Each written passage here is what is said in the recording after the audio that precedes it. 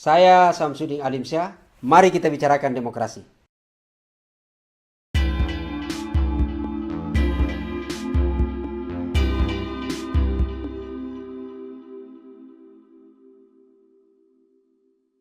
Warahmatullahi wabarakatuh. Selamat sore dan salam sejahtera bagi kita semua. Rekan-rekan media yang saya hormati, pada kesempatan hari ini kami kembali menyampaikan APBN kita, kinerja dan fakta. Kayak judul film aja nih. Judul apa? Acara TV. Cilet. Dengan realisasi hingga akhir November 2025. Paparan akan saya awali dengan perkembangan ekonomi terkini, baik global maupun domestik, dan selanjutnya Pak Suhasil Nazara Wamen akan menyampaikan perkembangan realisasi APBN. Oke, kita mulai aja. Untuk ekonomi global, prospek ekonomi global pada tahun 2025 masih cukup resilient. Meskipun dinamika tensi perdagangan antara AS Tiongkok terus berlangsung. The Fed kembali memangkas suku bunga acuan sebesar 25 basis point, jalan dengan ekspektasi pasar dan pelonggaran kebijakan moneter AS yang diproyeksi akan menunjukkan pertumbuhan global di kisaran 3% sepanjang tahun 2025-2026. Di sisi aktivitas sektor real, PMI manufaktur global hingga bulan November masih bertahan di zona ekspansi dengan sebagian emerging market termasuk Indonesia menunjukkan kinerja manufaktur yang solid. Next. Harga komoditas global masih bergerak fluktuatif dengan kecenderungan melemah pada energi, nikel, dan CPO. Harga minyak Brent, batu bara, dan nikel tercatat melemah baik secara year to date maupun year on year, terutama dipicu oleh concern terhadap oversupply. Sementara itu, harga CPO terkontraksi secara year to date sejak Oktober 2025 dipicu oleh peningkatan produksi, namun masih tumbuh 9,8% secara year on year. Sebaliknya, harga tembaga menguat baik year to date maupun year on year, didorong kekhawatiran gangguan pasokan, tarif AS untuk tembaga olahan, serta ekspansi pelonggaran kebijakan moneter Amerika Serikat. Next. Pada tahun 2025, IHSG sempat mengalami penurunan dan bergerak volatile pada semester 1, hingga pada semester 2 IHSG terus mengalami kenaikan.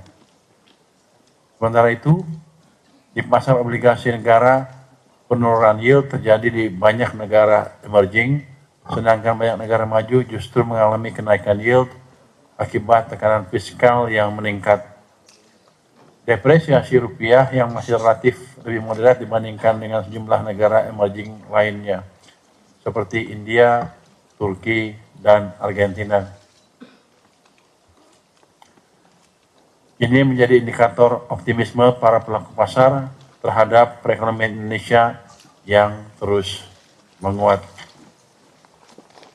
Di pasar keuangan domestik, aliran modal asing mulai kembali masuk, ditopang oleh menurunnya ekspektasi pasar atas depresiasi rupiah, serta terjaganya currency risk dan country risk Indonesia pada level yang rendah. Itu Anda lihat kalau resiko depresiasi menurun, di gambar yang paling kiri itu panahnya tuh turun ke bawah terus, jadi itu menunjukkan ekspektasi depresiasinya menurun. Artinya rupiah akan cenderung menguat ke depan. Rendahnya yield spread antara SBN terhadap US Treasury mencerminkan kepercayaan investor terhadap fundamental Indonesia. Kalau kita lihat yang gambar tengah atas tuh, yield spread-nya turun dari 2005 awal 240 basis point, sekarang turun ke 197 basis point. Itu mencerminkan kepercayaan investor meningkat. Pasar saham juga menunjukkan tren net inflow sejak bulan Oktober 2025. Sementara pasar SRBI dan SBN kembali mencatat inflow sejak memasuki bulan Desember. Kinerja IHSG yang ekspansif dan SBN yang positif mencerminkan keyakinan investor terhadap growth story Indonesia yang diperkuat dengan dukungan pemerintah melalui peran fiskal yang lebih aktif. Next. Oh, bisa balik sedikit. Balik sebelumnya. Ini saya tunjukkan tuh SBN yang di bawah kurva yang kanan bawahnya itu ada keterangan tuh. SBN tadinya totalnya outflow tapi Desember sudah inflow 2,64 triliun. SRBI Desember sudah inflow 21,17 triliun. Saham juga sekarang Desember sudah inflow 3,49 triliun. Jadi sepertinya ada perbalikan kepercayaan investor asing terhadap Indonesia. Jadi ini ya sebelumnya kan turun terus. Jadi Desembernya udah balik. Jadi kepercayaan kita sudah mulai menguat lagi.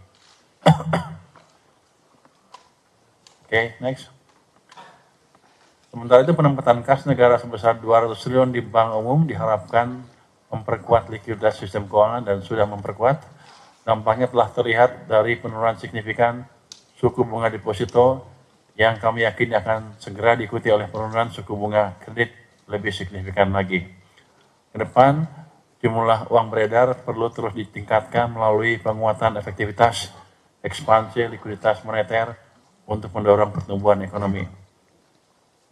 Jadi kan sempat naik ke 13% tuh M0-nya, sekarang Desember ke 5%, turun lagi. Tapi saya yakin menjelang minggu-minggu ke depan, ini hari-hari ke depan, likuiditas di sistem akan bertambah lagi. Setelah kita koordinasi dengan bank sentral, jadi mungkin akan double digit lagi. Jadi likuiditas sistem akan membaik, ekonomi akan lebih membaik lagi ke depan. Jadi reaksi September, Oktober kemarin yang agak sedikit euforia akan kembali lagi ke sistem. Jadi prospek ekonomi kita ke depan akan semakin bagus lagi. Kami dengan bank sentral sekarang lebih dekat koordinasinya dibanding sebelum-sebelumnya. Seiring berjalannya waktu, transmisi kebijakan ini diharapkan semakin kuat sehingga penurunan suku bunga kredit dapat mendorong pembiayaan yang lebih efisien dan mempercepat aliran likuiditas ke sektor real. Surplus perdagangan Indonesia tetap berlanjut meskipun laju ekspor dan impor mulai melambat seiring merendahnya efek front loading. Secara kumulatif, surplus Januari sampai November meningkat signifikan dibanding periode yang sama tahun sebelumnya. Coba kalau Anda lihat gambar kiri bawah, neraca perdagangan kumulatif itu naiknya sebesar 32,3%. Jadi net impact dari perkembangan global ke kita malah membaik. Jadi global mendukung atau terus menopang recovery di ekonomi kita atau pertumbuhan ekonomi kita yang akan semakin cepat. Kinerja ekspor kumulatif Januari hingga November 2025 tetap solid dengan pertumbuhan 5,7% year on year, terutama ditopang komoditas bernilai tambah dan industri manufaktur seperti logam dasar, CPO, kimia dasar, dan semikonduktor. Impor juga tumbuh sehat, didorong kebutuhan barang modal berupa peralatan komunikasi dan komputer. Ini mengindikasikan aktivitas investasi dan prospek pertumbuhan ekonomi yang tetap terjaga. Ya. Sementara itu tingkat inflasi masih terjaga dalam kisaran yang ditetapkan yaitu 2,5 plus minus 1%. Inflasi inti masih bergerak stabil, menguat, mencerminkan tingkat permintaan yang masih tumbuh. Komponen administrative price masih bergerak rendah, didukung kebijakan energi nasional yang akomodatif. Inflasi volatile food tetap terus diwaspadai meskipun sempat melambat di bulan November. Masuknya musim penghujan dan risiko bencana menjadi perhatian serius. Salah satu kebijakan yang dilakukan adalah memperkuat peran Bulog dan stabilisasi harga pangan serta sinergi kebijakan dengan Bank Indonesia ini terus diperkuat melalui TPID, TPIP untuk menjaga target inflasi. Sementara itu, penciptaan iklim investasi yang kondusif adalah kunci untuk pertumbuhan yang tinggi ke depannya. Satgas antar kementerian lembaga secara resmi meluncurkan kanal layanan aduan debottlenecking pada Selasa 16 Desember lalu. Berbagai isu masuk cakupan yang dapat dilaporkan diantaranya perizinan, perpajakan, lahan dan tata ruang, energi, infrastruktur, dan isu utama lainnya. Per hari ini sudah masuk 4 aduan atas isu pendanaan dan pembiayaan, penegakan hukum yang belum masuk pengadilan, lahan dan tata ruang, serta perizinan berusaha. Keempat aduan tersebut saat ini dalam proses tindak lanjut oleh Pokja dan kementerian lembaga terkait dan dapat dipantau oleh masyarakat sebagai bentuk transparansi. Jadi itu ada homepage-nya ya. Itu disebut lapor Satgas 2 PSP Go ID, Anda bisa cek di situ. Di situ ada dimasukkan, nanti Anda bisa lihat kasus yang masih seperti apa, statusnya seperti apa. Senin targetnya akan disidangkan ya. Saya akan memimpin sidang itu untuk memastikan yang diadukan mulai bisa ditangani secara bertahap. Indikator konsumsi dan mobilitas seperti penjualan retail dan penjualan kendaraan bermotor tetap tumbuh dan mencerminkan daya beli yang terjaga dan optimisme masyarakat. Mobilitas ekonomi dan bisnis yang tercermin pada penjualan BBM, baik subsidi maupun non-subsidi, konsisten, ekspansif, dan memperkuat aktivitas perekonomian. Konsumsi listrik, rumah tangga, dan industri relatif stabil dengan peningkatan di konsumsi listrik bisnis.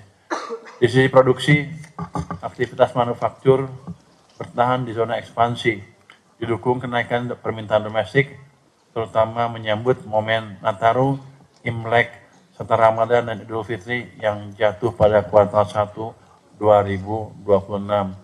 Kalau Anda lihat gambar di sini, itu yang kiri atas, itu indeks penjualan retail, indeks penjualan real menguat. Itu sekarang posisinya tertinggi sepanjang tahun ini.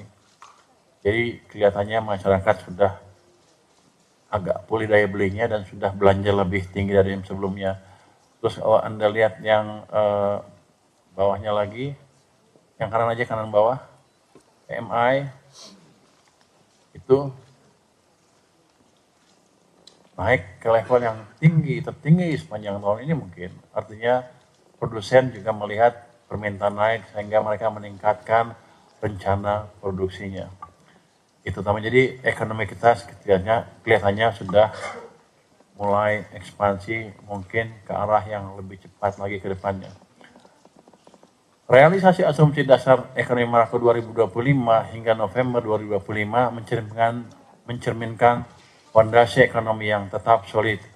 Pertumbuhan ekonomi diproyeksikan tetap kuat dan on track, mendukung target pertumbuhan 2025 sebesar 5,2%. Daya beli masyarakat mendukung konsumsi dengan stimulus ekonomi dan belanja sosial. Investasi tetap positif, diperkuat adanya upaya debottlenecking.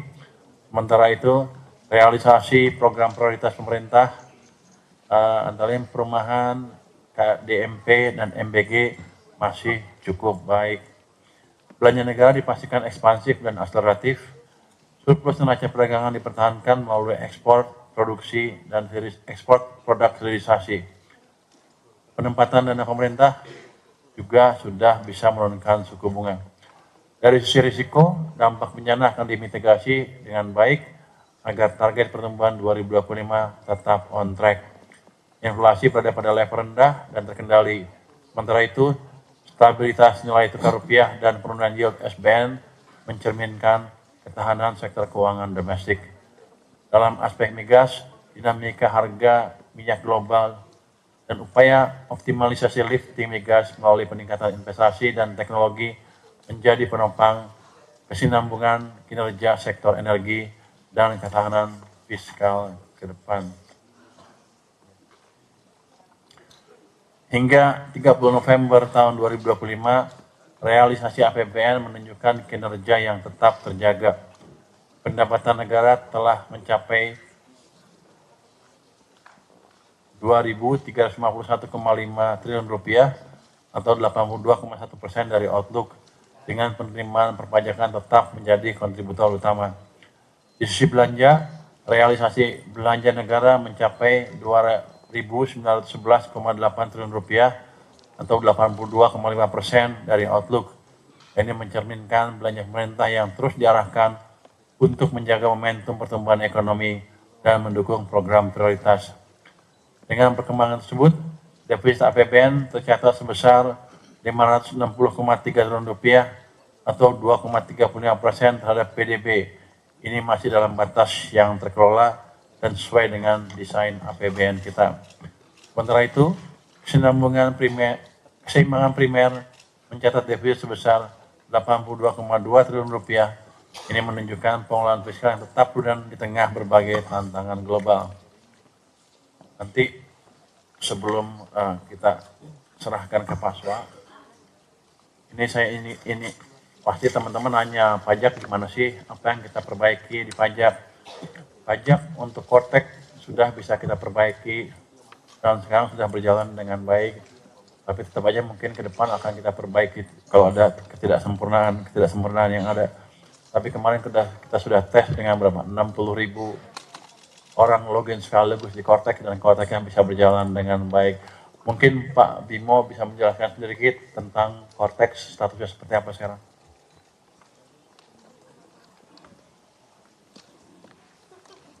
Terima kasih Pak Menteri. Terkait Kortex, seperti yang sudah disampaikan oleh Bapak, sudah ada 2 kali uji Kortex. Yang pertama itu bulan November, khusus untuk 25.000 pegawai di lingkungan Direktorat Jenderal Pajak. Alhamdulillah berhasil dengan baik. Memang ada sedikit delay dalam proses di awal saja, tetapi semuanya bisa terkendali. Kemudian yang terakhir, tanggal 10 Desember kemarin, kami menguji dengan mohon izin 50.000 karyawan di seluruh Kementerian Keuangan. Dari hasil uji menunjukkan banyak perbaikan, tidak seperti yang periode sebelumnya. Mudah-mudahan sampai nanti di periode 31 Maret 2026 itu akan ada penyampaian SPT orang pribadi. Kami perkirakan sekitar 13 juta wajib pajak. Itu akan insya Allah bisa berjalan dengan baik. Kemudian seperti yang sudah dilakukan di tahun 2025, penyampaian SPT untuk wajib pajak korporasi atau badan itu juga akan dilakukan dengan sama gitu di akhir periode dari Januari sampai 30 April tahun 2026. Adapun total aktivasi akun di Kortex per kemarin sudah sekitar 7,5 juta. Saya lihat dulu angka validnya.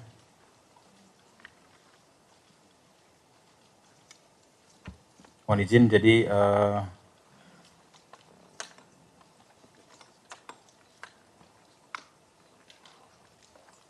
jumlah wajib pajak yang wajib lapor SPT tahun 2024 ada 14,9 juta. WP yang sudah aktivasi akun sejumlah 7,7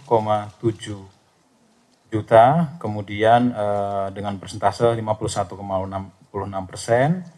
Dari 7,7 juta wajib pajak yang sudah aktivasi akun, yang sudah membuat kode otorisasi dan sertifikat elektronik ada 4,8 juta atau sekitar 32,38%. Demikian Pak Menteri, kami laporkan. Terima kasih Pak Bimo.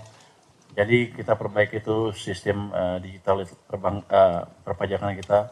Saya harap tahun depan kita akan lebih efisien dalam pengumpulan pajak dengan target yang bisa lebih tinggi lagi. Ada satu lagi yang ingin saya update sebelum masuk ke Paswa hasil, yaitu kepabianan dan cukai. Bea Cukai sekarang lebih aktif melakukan razia dan pemeriksaan, dan mereka sudah hampir sulit disogok lagi. Jadi penangkapannya semakin besar dan semakin besar. Ini ada rangkaian penindakan terbesar. Ini akan dapat 11 juta batang rokok ilegal. Ini ada 3 orang tersangka WNA ditangkap oleh Bea Cukai di Bandara Soekarno-Hatta. Jadi pada tanggal 11 Desember 2025, Bea Cukai Atambua bersama Kanwil Bea Cukai Bali, NTB, dan NTT bersinergi dengan Imigrasi Atambua, Polres Belu, dan Polres Timur Tengah Utara telah melakukan penindakan terhadap peredaran barang cukai kena rokok berupa rokok ilegal dengan jumlah 11 juta tadi, 11 juta batang.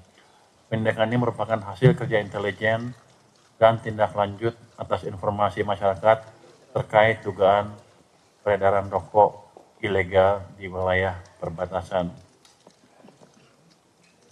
Berdasarkan hasil pengembangan, petugas menemukan lokasi penimbunan lain berupa gudang di Kamenveru, Kabupaten Timur Tengah Utara. Dari gudang itu terdapat 1.100 karton rokok merek Marlboro dan Marlboro Gold yang diduga dilekati pita cukai palsu. Sebelumnya terdapat diamankan juga 138.160 batang rokok ilegal. Total keseluruhan barang bukti dari rangkaian penindakan ini mencapai kurang lebih 11 juta batang rokok ilegal. Dalam pengembangan kasus ini, PPNS DJBC menetapkan 3 orang warga negara asing atau WNA sebagai tersangka. Penangkapan dilakukan secara sinergis di boarding lounge keberangkatan luar negeri Bandara Soekarno-Hatta saat ketiganya akan meninggalkan Indonesia. Saat ini ketiga tersangka telah dilakukan penahanan di Rutan Salemba cabang kantor pusat DJBC serta telah dilakukan koordinasi dengan kedutaan besar negaranya di Indonesia. Jadi ke depan hal-hal seperti ini akan semakin ditingkatkan dan saya yakin hasilnya akan semakin besar lagi. Pak Dirjen, ada tambahan nggak? Ada tambahan nggak?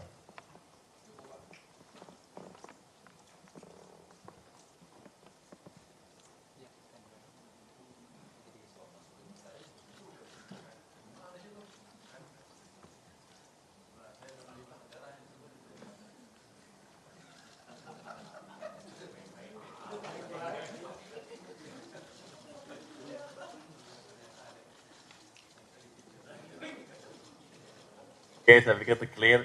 Untuk gambaran lebih detail tentang kinerja APBN, saya persilakan Pak Wamenswa untuk melanjutkan pemaparan. Terima kasih Pak Menteri. Teman-teman media yang saya banggakan, kita masuk ke APBN ya, ini tadi telah diterangkan oleh Pak Menteri. Dan kita akan masuk ke beberapa detail di pendapatan, belanja, dan juga nanti di pembiayaan. Pertama pendapatan dulu. Pendapatan kita, kalau dilihat ya 2.351,5 triliun. Ini adalah 82% dari outlook yang kita sudah sampaikan di LAPSEM. Penerimaan pajaknya 1.634, kepabeanan dan cukai 269, dan PNBP-nya 444,9 triliun rupiah. Persentasenya ada, kita lihat sekarang khusus untuk yang penerimaan pajak, apa yang terjadi dengan penerimaan pajak kita. Saya sengaja sampaikan realisasi bruto yang atas dan realisasi yang neto yang bawah. Selisih antara bruto dan neto adalah namanya restitusi pajak, selisihnya. Yang betul-betul ada cash-nya, artinya yang cash-nya masuk ke kas negara adalah yang neto. Nah, kita lihat perbandingan antara kolom yang bulan lalu kami sampaikan kolom Oktober 2025, itu yang kita sampaikan di APBN kita bulan lalu, dan kolom terakhir adalah yang November 2025. Apa yang bisa langsung kita lihat, saya mau sampaikan langsung bahwa di bulan November 2025, progres atau kinerja dari pengumpulan pajak kita membaik dibandingkan hasil atau capaian pada akhir bulan Oktober yang lalu. Coba kita lihat yang bruto. Di bruto tadinya kalau di bulan Oktober itu negatif growth-nya ada 2 poin, yaitu PPh orang pribadi dan PPh 21 dan juga untuk PPN PPNBM. Tapi PPN dan PPNBM di akhir November sudah tumbuh positif meskipun masih kecil tumbuhnya. Ya, dan kita berharap di bulan Desember ini PPN dan PPNBM akan tumbuh lebih kuat lagi di akhir bulan Desember. PPN dan PPNBM itu adalah denyut nadi perekonomian. Kenapa? Karena pajak pertambahan nilai PPN itu dibayarkan kalau ada transaksi. Kalau tidak ada transaksi, tidak ada PPN-nya.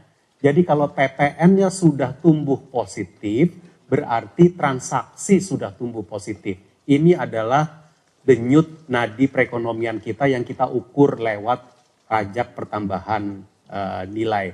Namun PPN dan PPNBM ini ada restitusinya. Nah, restitusinya membuat pertumbuhannya sebenarnya masih negatif. Jadi kita lihat yang di bawah. Setelah restitusi, PPN dan PPNBM itu masih tumbuh negatif. Di akhir bulan November tumbuh negatif 6,6% dibandingkan November 2024. Kalau dibandingkan dengan Oktober itu tumbuh negatifnya 10,3%. Jadi ada perbaikan, namun kita tetap berharap bahwa di Desember ini akan terjadi perbaikan yang lebih baik lagi. Kalau kita lihat untuk PPh badan di November ini kita lihat di brutonya positif, seperti halnya bulan lalu, tapi secara neto juga ada restitusi, sehingga dia masih juga negatif. Namun kita berharap akan terjadi perbaikan nanti kalau yang angka paling bawah yaitu pajak lainnya yang neto ada 186,3 triliun penerimaan pajak lainnya yang nantinya akan dikategorikan dia masuk ke bagian PPh atau PPN. Ini adalah fitur yang ada di dalam korteks kita, jadi wajib pajak itu bisa membayar terlebih dahulu, lalu kemudian nanti diofisialkan pembayarannya itu, kategorinya diofisialkan setelah dia menyampaikan SPT pajaknya masing-masing. Jadi ini kita akan lihat bagaimana perkembangannya. Secara total kalau dilihat langsung saja pajak neto per bulan di sebelah kanan bawah itu, bulan November itu secara man on man di bulan November garis hijau paling kanan, secara man on man akhir bulan November sudah tumbuh 2,5%.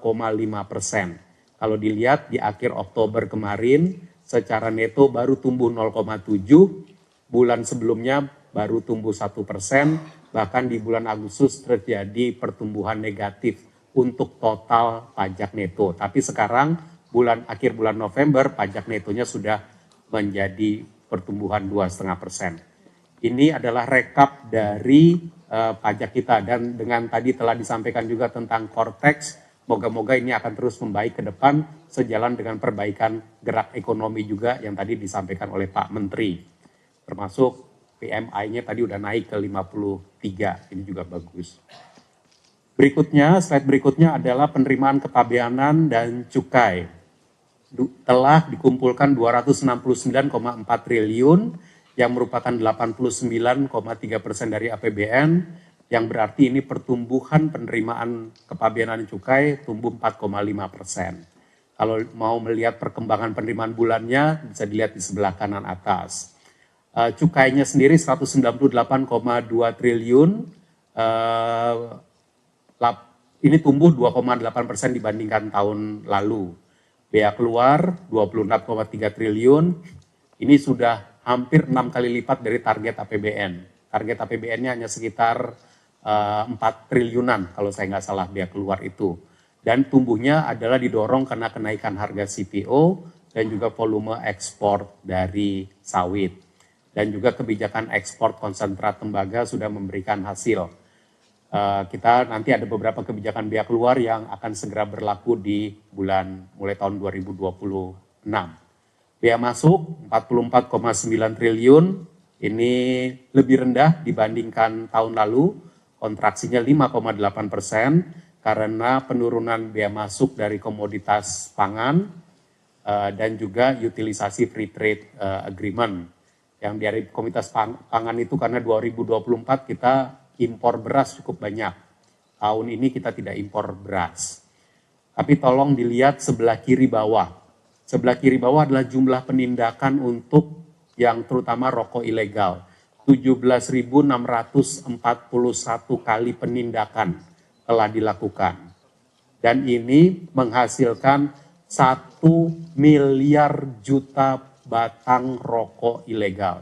Tadi yang disampaikan oleh Pak Menteri adalah satu penangkapan yang terakhir tanggal 10 Desember yang lalu. 11 juta batang.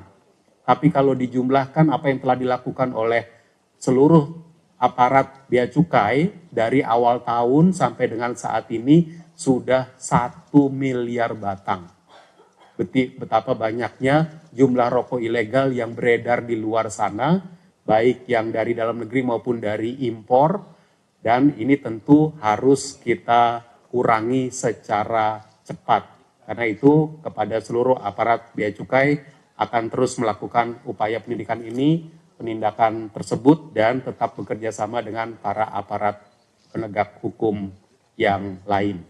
1 miliar ini angka yang cukup besar, tapi kalau kita lihat berapa jumlah sesungguhnya di luar sana, jauh lebih besar dari 1 miliar batang. Masih banyak rokok ilegal yang beredar di luar dan kemudian nanti mempengaruhi kehidupan masyarakat kita. Berikutnya ke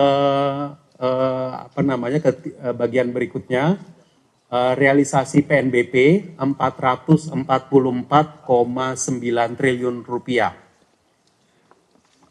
Kalau dilihat ke APBN-nya, kalau dilihat lagi tadi ke postur, sebenarnya PNBP ini targetnya adalah 477 triliun rupiah. 477 triliun rupiah karena kita telah memperhitungkan juga yang namanya dividen BUMN yang disetorkan ke Danantara, bukan lagi disetorkan ke APBN. Dan itu kira-kira 80 triliun rupiah. Detil dari PNBP ini adalah untuk SDA Migas 94 triliun, SDA non-migas 125 triliun, kekayaan negara yang dipisahkan ini dividen BUMN hanya 11,9 karena 80 triliunnya disetorkan ke Danantara, PNBP lainnya 111,9 triliun dan penerimaan PNBP dari badan-badan layanan umum 90,9 triliun. PNBP sumber daya alam seperti dilihat di sebelah kanan, ini ada tekanan dibandingkan tahun lalu dan penyebabnya adalah dia terkontraksi sekitar SDA Migas ini terkontraksi sekitar 12,4% karena ada pelemahan ICP, penurunan lifting gas bumi, dan lifting minyak bumi yang belum sesuai dengan target APBN. Lifting minyak buminya ada peningkatan dibandingkan tahun lalu, tapi masih tetap di bawah dari target atau asumsi dasar APBN yang tadi disampaikan di depan. PNBP SDA Minerba yang kontribusinya adalah 92% dari PNBP SDA non-migas tumbuh 0,7% karena ada peningkatan tarif PNBP dari komoditas mineral, dampak implementasi dari PP 19 2025, namun harga dari batubara itu mengalami penurunan. Jadi kombinasi dari berbagai hal, termasuk juga kombinasi dari kurs. Teman-teman media semua, sekarang saya ingin secara cepat masuk ke belanja negara. Belanja negara telah dibelanjakan sejumlah 2.911,8 triliun rupiah, yang berarti juga sekitar 82,5% dari APBN. Kalau tadi pendapatan negara kira-kira 82,1% dari APBN, belanja negara sekitar 82,5% dari APBN. Ini berarti cukup balance antara pendapatan dengan belanjanya. Khusus untuk belanja KL, mungkin kembali ke slide nomor 13 saja supaya saya bisa tunjukkan perbedaannya. Kalau kita lihat belanja kementerian lembaga belanja kementerian lembaga itu sudah belanja 1.100 postur, tolong ke bagian belanja KL. Belanja KL sudah belanja 1.110,7 triliun rupiah. Posturnya, nah ya bisa situ ya, itu dia. 1.110,7 triliun rupiah. Ini di atas atau lebih tinggi dibandingkan belanja KL tahun lalu. 1.049,7 triliun rupiah. Artinya melalui belanja kementerian lembaga, tahun ini kita sudah belanja 61 triliun rupiah lebih tinggi dibandingkan tahun lalu. Jadi belanja KL ini seperti yang kami telah sampaikan, kalau menuju akhir tahun dia meningkat. Ya, dan untuk per akhir November dia sudah 61 triliun di atas. Nah, kita lihat, kita kembali ke slide nomor 19, komponennya apa saja. Realisasi belanja pemerintah pusat di sebelah kiri 2116 terdiri atas belanja KL 1110,7 triliun dan belanja non KL 1005,5 triliun. Belanja pegawai, kalau belanja KL itu terdiri atas belanja pegawai, belanja barang, belanja modal, belanja bantuan sosial. Kita lihat dia semuanya on track dan pertumbuhannya positif dibandingkan belanja masing-masing belanja ini tahun 2024. Belanja pegawai tumbuh 9%, 9,3%, itu adalah karena memang terjadi peningkatan jumlah pegawai kita. Belanja barang tumbuh 1,3%, kalau ingat belanja barang ini termasuk yang agak lamban di awal-awal tahun karena terjadi efisiensi. Tetapi pada bulan sampai dengan akhir bulan November telah terjadi pertumbuhan 1,3% belanja barang kita. Belanja modal kita juga tumbuh 1,8% dibandingkan tahun lalu dan belanja bantuan sosial kita sudah tumbuh 19,2%. Cukup tinggi karena pemerintah terus menyalurkan stimulus-stimulus fiskal untuk membantu konsumsi dan daya beli masyarakat. Maka belanja bansos kita tumbuh 19,2%. Belanja KL kita yang utama adalah pembayaran pensiun, ini sifatnya on track dan kita lihat termasuk menyediakan kenaikan pembayaran pensiun terhadap 100.000 orang pensiunan baru. Ini terus dibayar dari APBN-nya. Slide berikut saya ingin mengupdate mengenai realisasi penyaluran barang yang harganya disubsidi. Ibu Bapak semua, teman-teman media, subsidi dan kompensasi sampai dengan akhir November telah kita bayarkan 345,1 triliun. Ini 72,6% dari target APBN-nya. Jenis barang yang mendapatkan subsidi ada di sebelah kanan beberapa. Yang untuk BBM, kalau kita lihat targetnya adalah 19 juta kiloliter, sudah terpakai kira-kira 80,4%. Atau sudah terpakai kira-kira 15,6 juta kiloliter. Dan kalau kita lihat dari tahun 2023, 24, 25, terjadi peningkatan dari volume barang bersubsidi BBM ini. LPG 3 kg. Target di tahun 2025 disediakan oleh APBN 8,17 juta kilogram. Dan sampai dengan akhir November telah terpakai 7,092 juta kilogram, 86,8%. Kalau kita lihat juga antara 2023 sampai dengan 2025, total pemakaian LPG 3 kg ini juga meningkat terus.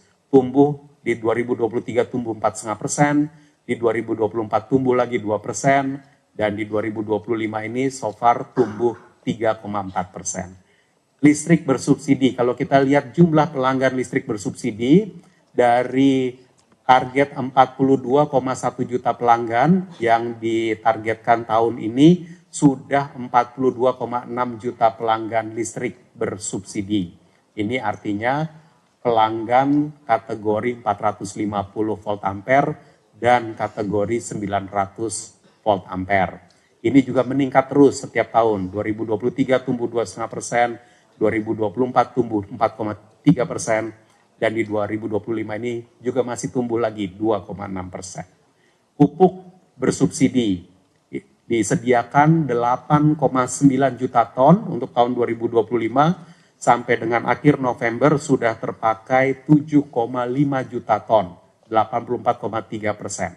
Jadi kita lihat pupuk bersubsidi ini penggunaannya meningkat dengan cukup pesat di 2024 dan 2025 ini. Di 2025 ini tumbuh 11,25%. Ibu Bapak sekalian, teman-teman media, kami ingin menyampaikan juga secara cepat update gerak cepat dukungan kebijakan fiskal khususnya APBN dalam penanganan bencana Sumatera.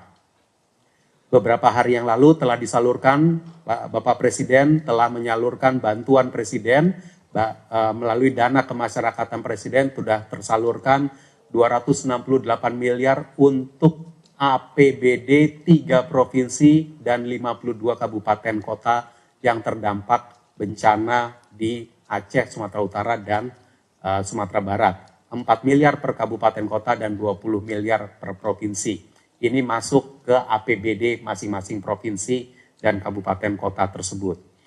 Tahun 2025 ini APBN telah juga menyiapkan dana tanggap darurat yang berupa dana siap pakai dan cadangan bencana yang dikoordinir oleh BNPB. Jadi BNPB itu selalu memiliki stok cadangan belanja untuk yang sifatnya bencana-bencana alam.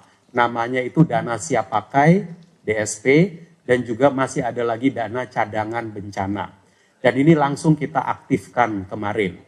Dan untuk dari APBN 2025, DSP dialokasikan untuk 3 provinsi terdampak, ada tambahan DSP 1,6 triliun, dan cadangan bencana yang dialokasikan sejak awal tahun 5 triliun, masih tersedia lagi 2,97 triliun dan bisa kita tambah kalau dibutuhkan.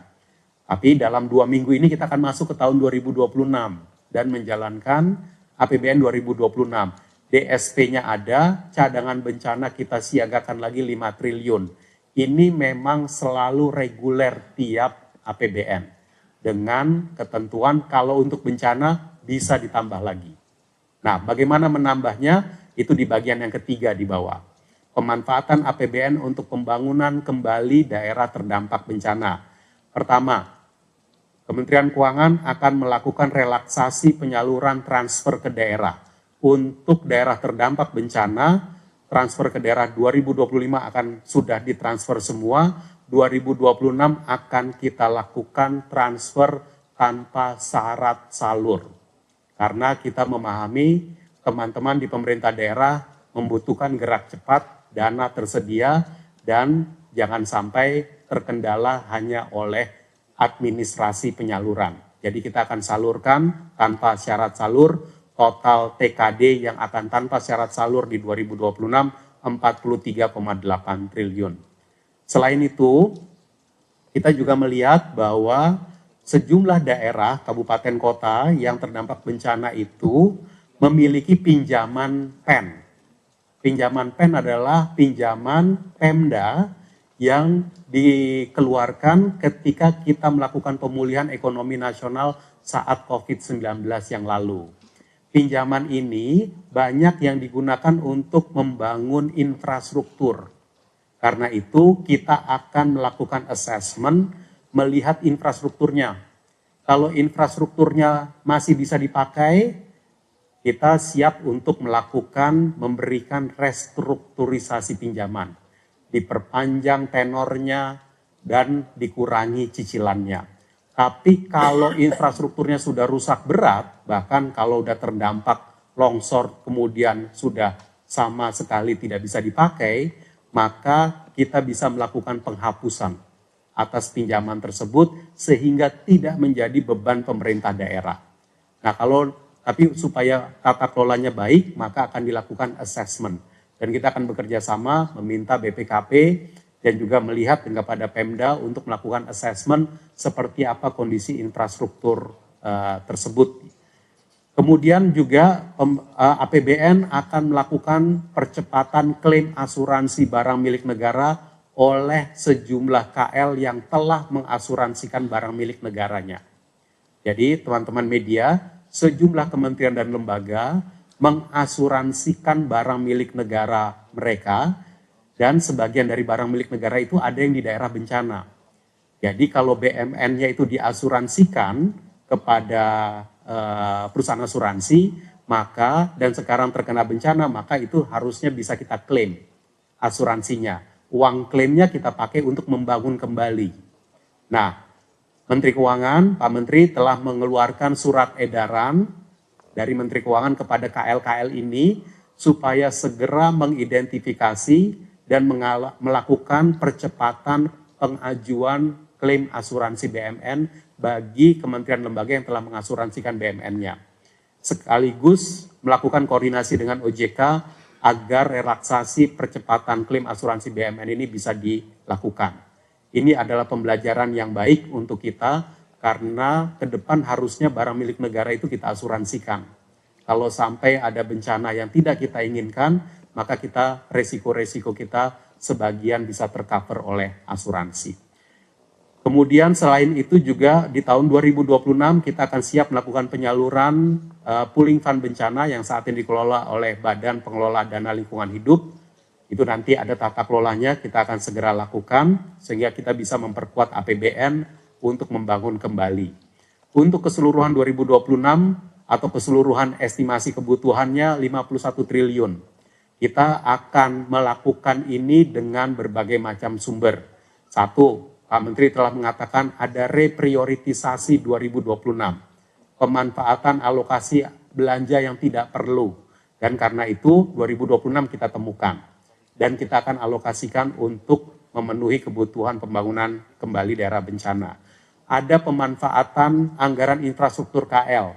Ada sejumlah impres infrastruktur 2026 yang telah kita alokasikan dalam APBN 2026. Ini juga akan kita minta kepada Kementerian PU, Kementerian Perhubungan, dan kementerian lain yang menjalankan impres agar memprioritaskan daerah bencana, pembangunan kembali daerah bencana di 2026.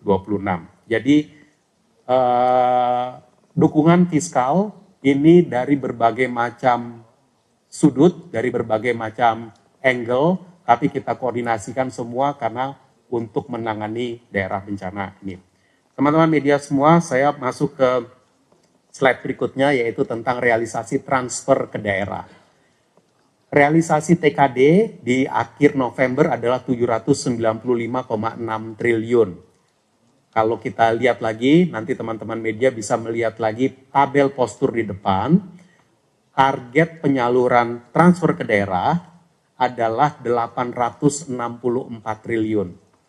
Dan saat ini telah ditransfer 795. Kalau kita lihat, kita bandingkan dengan Oktober bulan lalu, transfernya adalah 713,4. Berarti selama bulan November saja telah dilakukan transfer 82 triliun ke seluruh pemerintah daerah di Indonesia. Kalau kita lihat komponennya, komponen yang paling tinggi pertumbuhannya adalah untuk dana bagi hasil dan juga untuk dana alokasi khusus non-fisik, akan non-fisik. Nah, kalau kita pasangkan dengan realisasi belanja APBD di akhir November adalah 922,5 triliun. Pada akhir November. Pada akhir Oktober bulan lalu, belanjanya Pemda itu baru 808,5 triliun. Berarti selama bulan November saja, Pemda telah belanja 114 triliun. Yang memang belanja ini lebih tinggi dibandingkan angka transfer selama bulan November. Yang tadi saya sebut 82 triliun. Karena itu kita bisa lihat di stok saldo rekening Pemda terjadi penurunan. Kalau di angka yang lalu akhir Oktober itu saya sampaikan rekening kas umum daerah itu 230,1 triliun, maka pada akhir November ini rekening kas Pemda itu 218,2 triliun. Mengalami penurunan, namun belanja Pemda itu harusnya bisa lebih tinggi lagi karena realisasi belanja yang di atas 922,5 triliun itu baru 65,3% dari pagu. Kita berharap Pemda akan terus mempercepat belanja di bulan Desember ini supaya manfaat bagi masyarakat bisa lebih cepat dan lebih tinggi lagi. Teman-teman media, sekarang saya ingin mengupdate sedikit mengenai beberapa program prioritas pemerintah, beberapa slide. Program prioritas pemerintah seperti yang telah kami laporkan secara rutin setiap bulan, sekarang ini sudah 81,2% terlaksana atau 752,7 triliun. Kalau yang dilihat sebelah kiri adalah program-program yang sifatnya itu reguler, makanya sudah banyak yang hampir mencapai 90% lebih. Kita lihat 90%, 90% dan seterusnya. Kalau yang mana yang relatifly rendah? Yang relatifly rendah ada beberapa hal. Sekolah rakyat itu relatifly rendah karena akan dilanjutkan pembangunan. Ini sebenarnya pagu 10,2 triliun adalah pagu pembangunan infrastrukturnya yang akan dilanjutkan ke tahun depan. Maka itu serapan di tahun ini mungkin baru serapan untuk uang muka, tapi kemudian akan dilanjutkan tahun depan. Mana lagi yang relatif rendah? Yang juga relatif rendah adalah yang sifatnya tinggal bayar. Di sebelah kanan itu ada untuk bendungan, irigasi, sarpras, dan juga preservasi jalan dan jembatan. Ini banyak dilaksanakan oleh teman-teman di Kementerian PU, dan ini rata-rata sudah dikerjakan, tapi menunggu administrasi pencairan untuk pembayaran. Jadi kita optimis ini akan on track menuju akhir tahun, akan menuju ke 90% lebih. Berikutnya, slide berikutnya, update yang selalu kami sampaikan juga, makan bergizi gratis, MBG, sampai dengan 15 Desember sudah 52,9 triliun, atau 74,6% dari anggaran di APBN yang sebesar 71 triliun rupiah. Saat ini penerimanya sudah 50,7 juta penerima dari 82,9 juta target. Ini luar biasa, memberi makan anak-anak kita 50,7 juta anak, siswa dan ibu hamil dan yang menerima makan bergizi gratis setiap hari. Dilaksanakan oleh 17.555 SPPG dan sudah menyerap 741.985 pekerja. Kredit usaha rakyat, ini juga kami update sejak beberapa bulan yang lalu. Saat ini realisasi penyaluran KUR sudah mencapai 250,8 triliun rupiah. Ini kreditnya, total kreditnya. 87,7% dari pagu. Pagunya 286 triliun. Nah, KUR ini dia diterima oleh 4,2 juta debitur dan para debitur KUR ini membayar bunganya 6% saja. Sementara selisih bunganya dibayar oleh APBN. Saat ini sampai dengan akhir November realisasi subsidi bunga KUR sudah dibayar oleh APBN mencapai 26 triliun rupiah. Dan tentu ini akan bergulir terus dan untuk pembayaran tagihan subsidi ini akan terus kita lakukan sesuai dengan realisasi dari KUR-nya itu sendiri. Khusus untuk KUR, ini juga telah diumumkan beberapa hari yang lalu insentif KUR untuk bencana Sumatera. Penanganan KUR debitur terdampak bencana sesuai arahan Bapak Presiden ada di dalam fase 1 pemetaan. Kita segera memetakan, saat ini sedang berjalan, dampak debitur KUR. Fase kedua, penghapusan kewajiban bagi usaha yang tidak bisa lanjut, relaksasi bagi debitur lain, relaksasinya bisa tenornya, bisa grace periodnya atau suplesi, lalu subsidi bunga, subsidi marginnya 0% di tahun 2026 dan 3% 2027. Fase 3, relaksasi bagi bagi debitur KUR yang baru dengan bunga 0 dan di 2026 dan bunga 3% di 2027, grace periodnya diberikan dan pelonggaran syarat KUR. Tentu ini akan membutuhkan anggaran, karena itu kita akan mengalokasikan tambahan subsidi untuk KUR 2,14 triliun dialokasikan 2026 dan 2027 nantinya. Di berikutnya, update mengenai stimulus ekonomi. Saya rasa yang sebelah kiri atas, BLT Sejahtera telah berjalan. Realisasi sampai 30 November 25,3 triliun diterima oleh 28,1 juta penerima manfaat. Dukungan pembangunan gudang Bulog sudah berjalan, sekarang sedang dalam proses, dan hilirisasi pengembangan replanting komoditas juga sudah berjalan. Khusus program magang, kalau bulan lalu mungkin di APBN kita menyampaikan batch 1 sudah diterima 13.000 orang. Saat ini kita juga sudah mencatat penerimaan batch 2 59.512 orang dan batch 3 jumlah peserta 24.908 orang. Totalnya 97.972 orang, berarti untuk program magang di tahun 2025 yang kita sediakan untuk 100.000 program, 100.000 peserta magang sudah terpenuhi, sudah sangat dekat dengan 100.000 alokasi.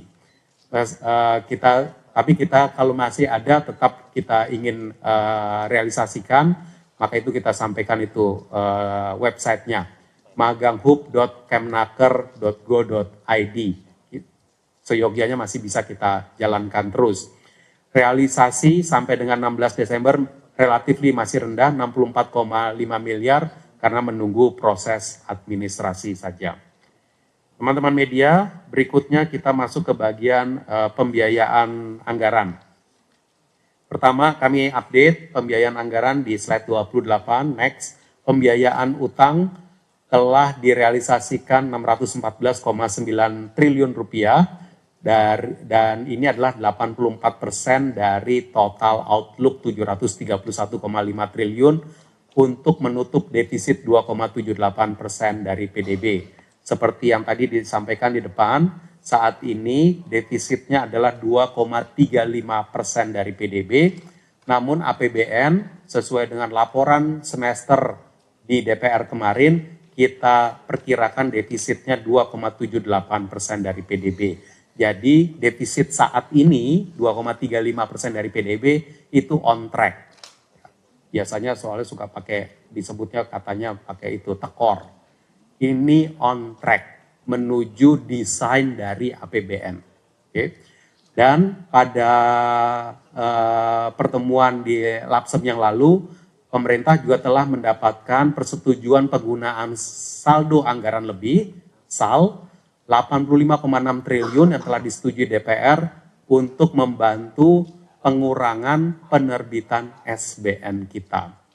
Pemenuhan pembiayaan ini terkendali melalui berbagai macam langkah antisipatif, pre-funding, ketersediaan cash memadai, serta active cash and debt management, termasuk penempatan dana 200 triliun di perbankan umum.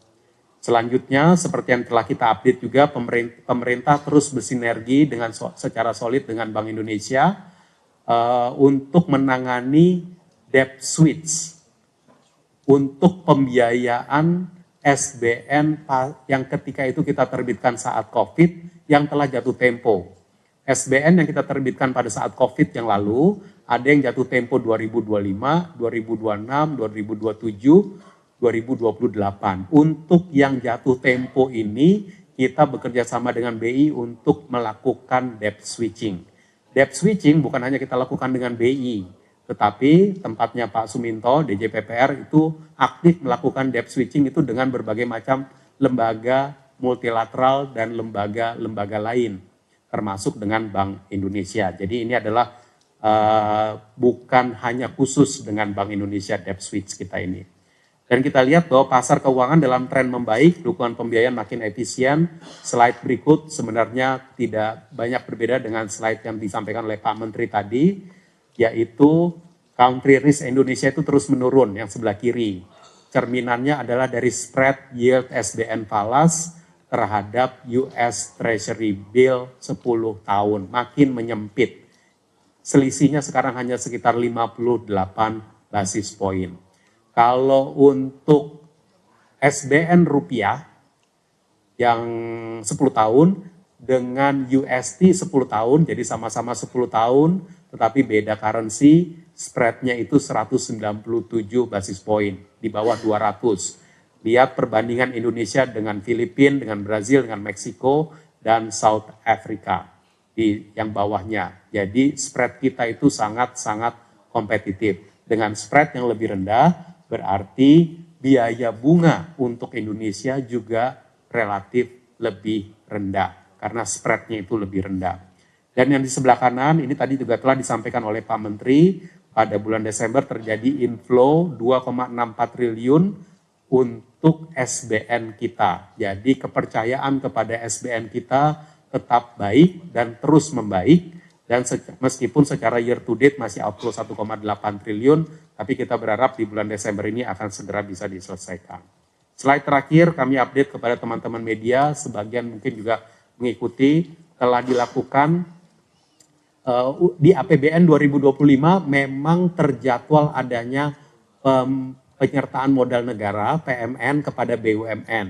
Dan untuk itu telah dilakukan rapat kerja Menteri Keuangan dengan Komisi 11 tanggal 8 Desember yang lain, menyepakati PMN untuk kebutuhan BUMN sebagai berikut. Dan Anda bisa lihat bahwa dari Danantara juga hadir ketika itu bersama dengan Pak Menteri Keuangan. Untuk kereta api Indonesia 1,8 triliun, untuk INKA, industri kereta api, itu 0,473 triliun, meningkatkan kapasitas produksi penyediaan sarana perkereta-apian.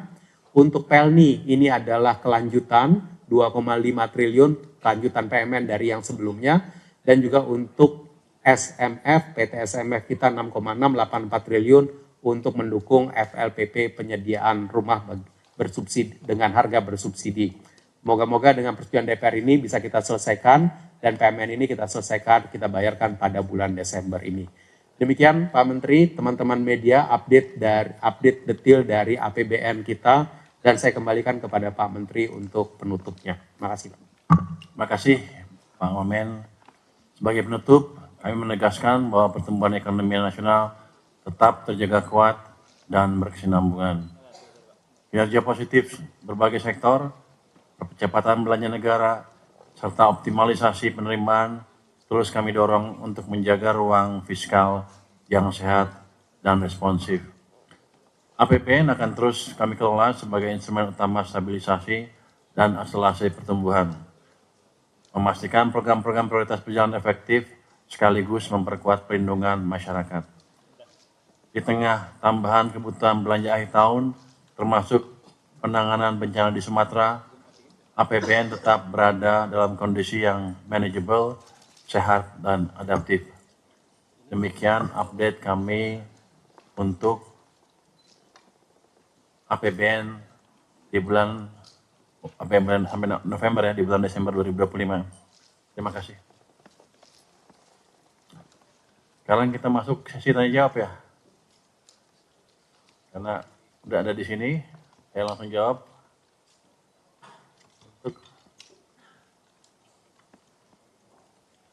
Pajak berapa pajak?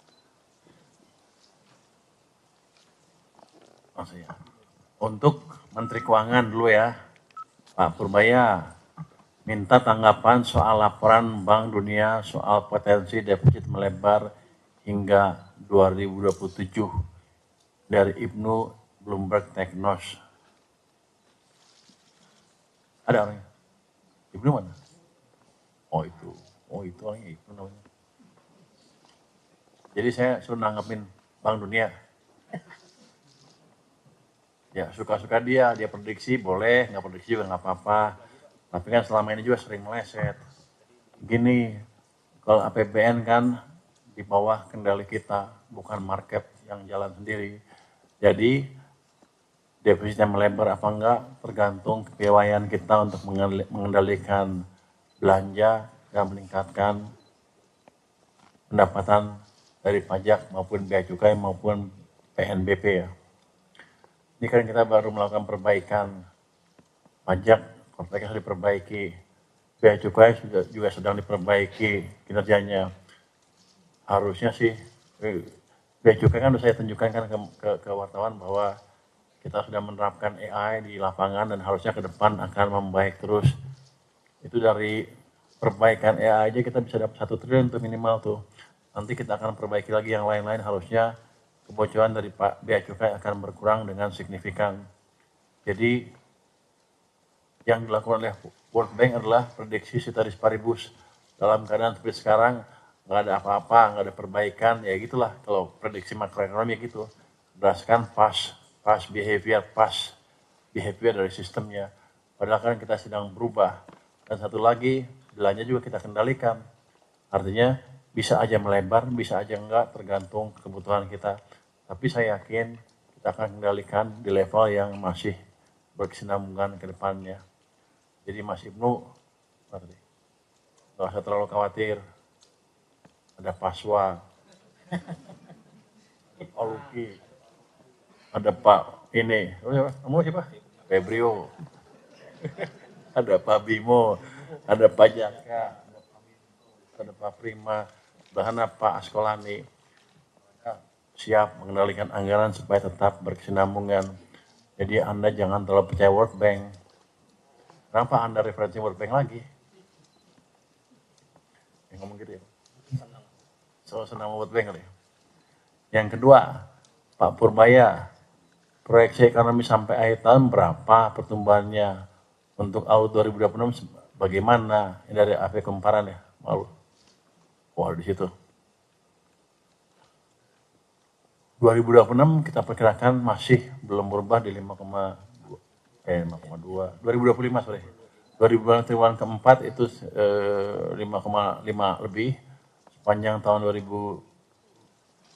Jadi di atas 5,5% ya di triwulan keempat tahun 2025 sampai akhir tahun kira-kira 5,2% untuk 2025. Untuk 2026 kita prediksi 5,4% sesuai dengan APBN-nya. Tapi gini, saya kan sedang hidupkan semua mesin ekonomi. Fiskal udah mulai jalan, moneter udah semakin sinkron, iklim investasi akan diperbaiki. Saya tetap melihat 6% bukan angka yang mustahil untuk tahun 2020 walaupun asumsi kita di 5,4%. Yang ketiga, Pak Purbaya, dengan banyaknya program KL yang mulai di tahun ini, apakah ada penyesuaian atau merubah anggaran di tahun depan dari tiap kontan? Maksud apa? Maksudnya apa? Maksud apa? Tahun ini? Ya, meleset dikit kali. Tapi karena ada penyesuaian yang diperlukan untuk macam-macam kebijakan kita ya. Tapi enggak bila kita bilang meleset, bahkan akhir tahun ini belanjanya semakin giat tuh kementerian lembaganya. Artinya mereka sudah lebih siap untuk membelanjakan ke anggarannya tahun depan. Jadi kita nggak ngubah APBN-nya berdasarkan apa yang ada sekarang. Saya pikir mereka sudah lebih siap dibanding sebelum-sebelumnya. Ya, kita agak keteteran tuh. Karena mereka minta duit terus. Jadi kita agak kendalikan sedikit. Jadi dari situ menunjukkan bahwa mereka lebih siap dibanding sebelumnya. Apalagi mereka takut kalau nggak bisa belanja, saya potong anggarannya. Jadi tahun depan mereka pasti akan lebih baik. Jadi kita belum adjust APBN yang ada sekarang. Yang keempat, Pak Menkyu, Satgas P2SP Pokja di Bataging sudah menampung berapa banyak pengaduan dari pelaku terkait apa saja bagian langkah Pokja setelah ini.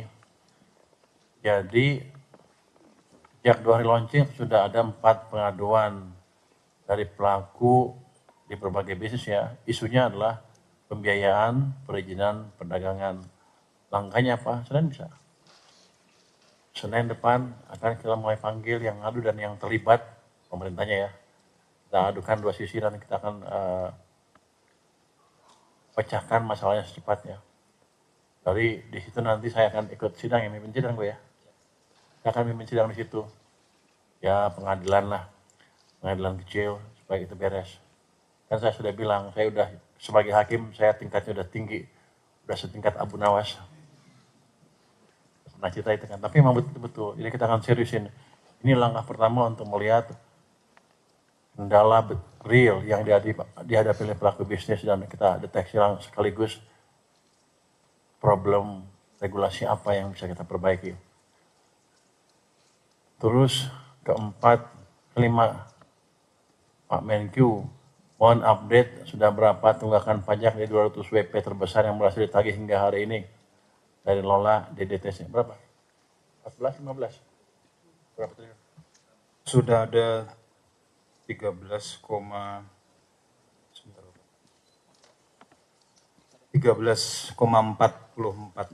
triliun, Bapak. Jadi 13,44 triliun dari 60 ya.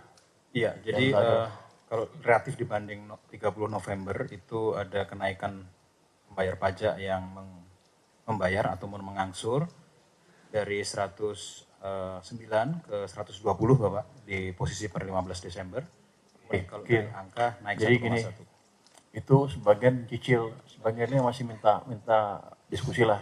Tapi yang jelas target 60T pasti lambat laun akan tercapai. Mereka tahu kita serius ngejar itu. Yang ke-6, Pak Menkyu, berapa outlook devisa APBN 2025 terkini? Apa masih sesuai outlook 2,78 persen PDB atau lebih lebar? Ini masih kita hitung karena angka masih bergerak terus. Kalau kita lihat sih kira-kira masih di dalam perkiraan kita semua. Jadi belum terlalu bergerak dari perkiraan yang pernah Anda pernah dengar sebelumnya. Mungkin itu dari saya. Silakan Pak Menkyu Suhasil. Pak Swa, Pak Swa, bagaimana upaya Kemenkyu untuk mendorong belanja daerah dan pusat di sisa tahun ini dari Tia Kontan? Kalau tata kelola belanja ya, biasanya semua KL itu sudah ngelok, ya ibaratnya itu di sistem saktinya Pak Luki, kalau KL pusat itu udah ngelok, ya udah kunci. Maka sekarang ini tinggal pelaksanaan, ya, dan pelaksanaan bukan berarti bahwa pelaksanaan itu lebih mudah ya, pelaksanaan tetap harus dilakukan dengan tata kelola yang baik. Lalu kemudian penagihan. Kalau pemerintah daerah, seperti yang saya sudah bilang tadi, kita sih udah lihat ada percepatan peningkatan tambahan belanja di bulan November dibandingkan Oktober. Tapi kalau dari sisi ketersediaan cash di daerah masih banyak sekali. Nah tentu nggak semua daerah sama, tapi kita berharap bahwa daerah akan segera menyelesaikan belanja di bulan Desember ini. Nah bulan Desember ini karena menuju tutup tahun yang paling penting adalah menjaga tata kelola dan menyiapkan laporan-laporan keuangan baik pusat maupun daerah karena kita akan melakukan tutup buku, menerbitkan laporan keuangan dan harus siap untuk diaudit oleh BPK. Saya rasa ini pesan kepada seluruh KL dan juga pemerintah daerah. Saya rasa demikian Pak Menteri. Terima kasih Pak Wamen. Pak DJSF. Siap. Terima kasih Pak Menteri, mohon izin. Ini pertanyaan tentang RPP DHE, kapan keluar? Ini prosesnya sudah selesai harmonisasi, sedang proses penetapan pengundangan itu di Setnek. Tadi ada yang nanya ini dari Stefano Reuters, apakah batas nominal ekspor yang terkena kewajiban tetap 250.000? Jawabannya iya, jadi tetap batasnya itu adalah 250.000. Lalu apakah ini akan berisiko bagi bank swasta? Jawabannya tidak, karena DHE itu pertama dasar berpikirnya adalah konstitusi, pasal 33. Jadi ini adalah sumber daya alam Indonesia. Kita ingin agar hasil dari ekspor kita sebanyak-banyaknya likuiditasnya beredar di Indonesia, sehingga mendorong pertumbuhan ekonomi dan mensejahterakan masyarakat. Tetapi kedua juga kita tahu bahwa ekspor kita itu satu tahun itu sekitar 260-270 billion US dollar. Dari sekitar 260 billion US dollar itu sekitar 60% dia yang dalam bentuk DHE. Sehingga masih ada 40% dari sejumlah ekspor tersebut tidak terikat peraturan DHE. Sehingga likuiditas falas masih akan cukup beredar. Nah ini yang kita harapkan dengan pengaturan yang baru, diharapkan ini akan menjadi lebih mempermudah pengawasan oleh Bank Indonesia. sehingga kepatuhan untuk DHE dan juga beredarnya falas di dalam negeri sebagai hasil dari ekspor SDA kita itu semakin banyak. Lalu ada pertanyaan dari diborong juga oleh Stefano Reuters juga ini tentang Stefano mana sih? Itu. Iya. Udah di mana nanya terus loh. Iya, di mana nanya lagi. Boleh Pak dijawab nih Pak. Ini tentang BK Batubara. Nah, ini juga kemarin tanggal 8 minggu lalu di Komisi 11 kita sudah bahas dengan DPR. DPR mendukung kebijakannya adalah tetapkan bea keluar batubara ini untuk meningkatkan penerimaan negara. Nah, ini akan kita lakukan dan sedang berjalan prosesnya. Sehingga nanti secepatnya ini akan mulai meningkatkan penerimaan negara mulai 2026. Sehingga ini akan berlaku kita harapkan mulai Januari. Kemarin Pak Menteri juga sudah menjelaskan bahwa ini harus memastikan bahwa lagi-lagi SDA memberikan sumbangsih yang besar bagi penerimaan negara sesuai dengan pasal 33. Dan ini kita estimasi bisa mencapai 24-25 triliun satu tahun penerimaan dari BK Batubara. Lalu pertanyaan berikutnya, kalau ada Stefano lagi saya skip nih. Iya Stefano lagi nih Pak, jadi saya skip aja yang dari Stefano. Berikutnya ini ada dari Dendi Kontan. Dendi mana Dendi? Ya Dendi tanya tentang insentif pajak untuk aksi korporasi BUMN. Sebenarnya aksi korporasi BUMN itu yang mereka butuhkan adalah supaya terjadi kemudahan ketika mereka melakukan merger, terutama ini adalah konsolidasi supaya tesnya itu adalah tercipta value added extra ketika mereka melakukan konsolidasi. Tetapi kemudian seringkali mereka berhadapan langsung dengan nilai buku versus nilai pasar dari asetnya ketika mereka melakukan konsolidasi. Nah, dalam hal ini yang biasanya sering terjadi adalah capital gain. Nah, dengan capital gain yang ada capital gain tax-nya, itu seringkali menjadi hambatan bagi mereka. Nah, ini sudah ada PMK-nya sebenarnya penggunaan nilai buku. Nah, jadi ini sebenarnya bukan insentif, ini adalah memastikan mereka tetap membayar pajak sesuai dengan capital gain tersebut, cuma kita berikan pengaturan supaya tidak langsung dibayarkan di satu tahun di satu hari tersebut sehingga kita spread sesuai dengan depresiasinya ke depan. Nah, akan tetapi kita juga melihat ada banyak permintaan dari BUMN dan juga Danantara dalam hal ini. Intinya tidak ada perlakuan perpajakan yang berbeda antara BUMN dengan perusahaan korporasi lain karena BUMN dan khususnya Danantara sekarang ini adalah komersil. Kita harapkan mereka menciptakan value added lebih banyak. Kalau ada kebutuhan untuk konsolidasi, nanti kita akan dukung secepatnya supaya mereka bisa menghasilkan nilai tambah yang lebih besar, lebih cepat. Mungkin itu Pak Menteri, terima kasih Pak. Saya tambahkan yang terakhir yang Pak Febrio bilang soal insentif pajak untuk aksi korporasi, mungkin nggak akan kita kasih.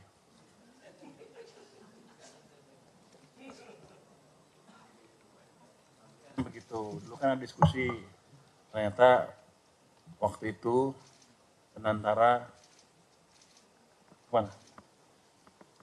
agak itu ada sisi komersial di situ, jadi kita akan cek assess sesuai dengan kondisi secara komersial aja gitu.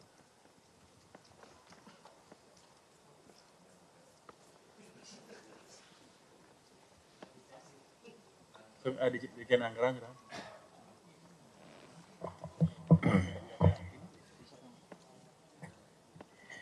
Terima kasih Pak Menteri, teman-teman media, selamat sore semua, Assalamualaikum warahmatullahi wabarakatuh. Ini melanjutkan saja tadi dari penjelasan yang disampaikan oleh Pak Menteri maupun Pak Wamen, sekaligus tadi menjawab beberapa pertanyaan. Kalau di list saya ini ada 3 pertanyaan nih di sini. Ini dari yang gampang dulu dari Grace. Wah, mana Grace nih? Katanya, pertanyaannya, mengapa sampai saat ini Perpres Rencana APBN belum terbit? Kapan akan diterbitkan? itu sudah diterbitkan, nomornya Perpres 118 tahun 2025, tapi mungkin belum dipublish karena masih proses pengundangan kayaknya. Tapi sudah diterbitkan, itulah sebagai dasar tadi penerbitan DIPA kita buat 2026, sorry. Udah Perpres 118. Perpres 118 ininya, Grace. Dan itu supaya dasar tadi, makanya DIPA itu udah jalan semua. Teman-teman KL itu semua sudah bisa sekarang mulai melakukan misalnya pra-lelang misalnya, itu sudah bisa penyiapan gaji untuk 1 Januari 2026 sudah bisa dilakukan karena tadi sudah terbit DIPA-nya tadi. Kemudian juga ada pertanyaan dari Lola nih, Mbak Lola. Dalam 1 tahun apa saja fokus belanja pemerintah, bagaimana strategi untuk mengoptimalkan belanja? Tadi disampaikan Pak Wamen, saya melengkapi saja. Pertama, gimana pun juga nih akhir tahun nih tinggal 2 minggu lagi, ternyata dihitung tinggal 7 hari kerja lagi nih Pak Menteri. Itu kita tetap fokus bagaimana menyelesaikan berbagai program prioritas pemerintah dan presiden. Itu yang coba kita dorong terus. Tapi kita juga selalu melihat, menjaga spirit dari Impres 1, di mana untuk belanja-belanja yang tidak perlu, belanja-belanja yang tidak efisien, itu yang tetap kita jaga. Jadi bukan hanya sekedar menghabiskan anggaran, tapi juga kita memastikan anggaran itu tetap dibelanjakan sesuai dengan seproduktif mungkin, seefektif mungkin, seefisien mungkin. Kemudian terakhir ini juga dari Maulana, untuk menahan defisit yang melebar karena potensi pendapatan negara terkontraksi, apakah pemerintah berencana untuk menahan belanja non-KL 2025? Kembali lagi kita sangat dinamis, kita akan melihat perkembangan apa yang terjadi selama 2 minggu terakhir, akan terjadi 2 minggu terakhir ini. Mungkin dari situ nanti akan kita putuskan akan seperti apa. Mungkin demikian Pak Menteri. Masih Pak Luki, Pak Dirjen Pajak. Terima kasih Pak Menteri. Ada lumayan ada pertanyaan banyak nih Pak. Banyak amat, 12 loh. Tapi ada beberapa yang Pilih sama yang Pak. pendek-pendek aja. Ini kayaknya sekalian aja Pak izin bahas. Bahaya. Jadi ada 5 pertanyaan terkait dengan ini Pak. Ijon Pak, kayaknya pada senang reboisasi ini Pak. Atau mungkin green economy gitu. Jadi perlu diluruskan, ini ada pertanyaan dari Mas Wildan, Mas Dendi, Mbak Trian, Mas Reza. Dari DDTC, Kontan, IDN, dan IKI. Jadi ini harus diluruskan bahwa dinamisasi pajak itu sesuai dengan ketentuan pasal 25 ayat 6 Undang-Undang Pajak Penghasilan. Ini prinsipnya angsuran bulanan PPh pasal 25 itu yang dibayar sendiri oleh wajib pajak didasarkan pada kinerja Y-1, jadi tahun sebelumnya. Nah, makanya ketika di tahun berjalan itu Direktorat Jenderal Pajak diberikan kewenangan untuk menyesuaikan besaran angsuran tersebut dalam rangka penyesuaian terhadap adanya penghasilan-penghasilan yang berbeda polanya dengan tahun yang sebelumnya atau beberapa penghasilan yang sifatnya itu penghasilan yang tidak teratur. Kemudian apabila ada perubahan kegiatan usaha atau perubahan size usaha dan juga peningkatan bisnis dari wajib pajak. Nah, hal ini dimaksudkan supaya angsuran wajib pajak di dalam tahun yang berjalan ini sedapat mungkin bisa diupayakan mendekati jumlah pajak yang memang seharusnya terutang di akhir tahun. Konteksnya apa?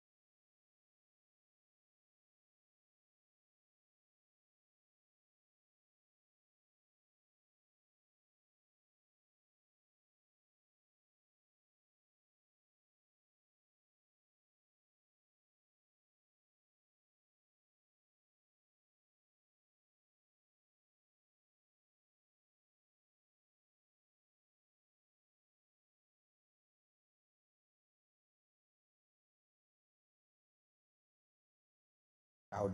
Terima kasih Pak Menteri. Terima kasih Pak Dirjen. Direktorat Jenderal Perimbangan Keuangan. Pak Anies, silakan. Terima kasih Pak Menteri. Mungkin satu Pak, kami menambahkan tadi sampaikan Pak Mensua Pak, mengenai support daripada dukungan transfer ke daerah untuk daerah-daerah yang terkena bencana, khususnya di 3 provinsi.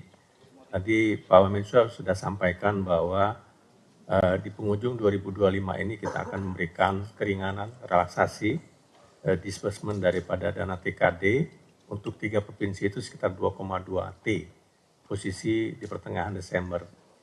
Terhadap 2,25 T ini kita akan mempermudah, tidak ada syarat salur, tidak ada, kita berikan fleksibilitas, tidak ada yang spesifik grant, bisa digunakan untuk tujuan tertentu secara umum.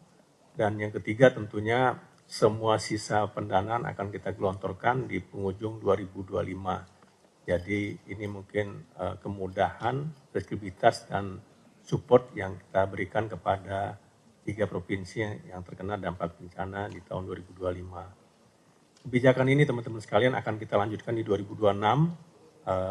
Tentunya ini sejalan dengan support dari pemerintah untuk membantu 3 provinsi yang terkena bencana. Dan kami lagi menyiapkan PMK-nya untuk bisa menjadi penguatan daripada kebijakan yang diputuskan oleh pemerintah.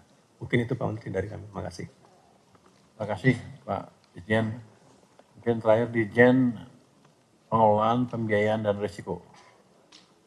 Terima kasih Pak Menteri, rekan-rekan media. Yang pertama dari Stefano Reuters, apakah akan ada lelang lagi untuk menutup defisit?